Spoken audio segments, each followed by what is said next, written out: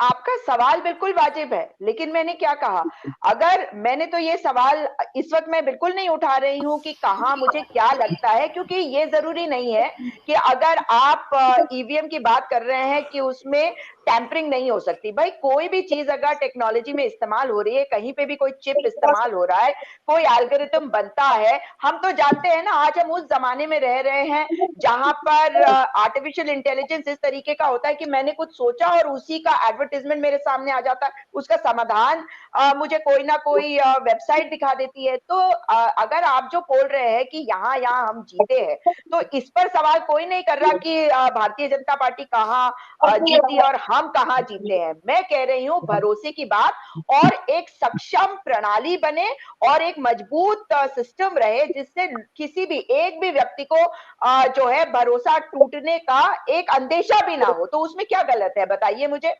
इसमें ये कहाँ उठ रहा है कि हम यहाँ जीते और वो वहां जीते, तो हम केवल उन्हीं चीजों पे सवाल उठा रहे हैं जहां पे हम हारे हैं। इस पर बिल्कुल सवाल नहीं है, हम सिस्टम की मजबूती पे सवाल उठा रहे हैं, ठीक है। क्योंकि जीवीएल नरसिम्हा जी जो है, जो भारतीय जनता पार्टी के नेता है, उन्होंने तो स्वयं इसके ऊपर किताब लिखी है। और जब 2009 भारतीय में। जनता, बिल्कुल 2009 में, और जब उन्होंने सवाल उठाया, तब अगर कांग्रेस पार्टी की सरकार तब थी, तो क्या वो सवाल आज वाजिब नहीं हो जाता है। सवाल तो तभी वाजिब होते हैं जब दोनों तरफ से पूछे गए हो, और ये तो और भी वाजिब इसीलिए हो जाता है। तो मुझे लगता है जी। कि जिस तरह से ईसीआई ने नकार दिया है, वो तो कम से कम नहीं होना चाहिए था।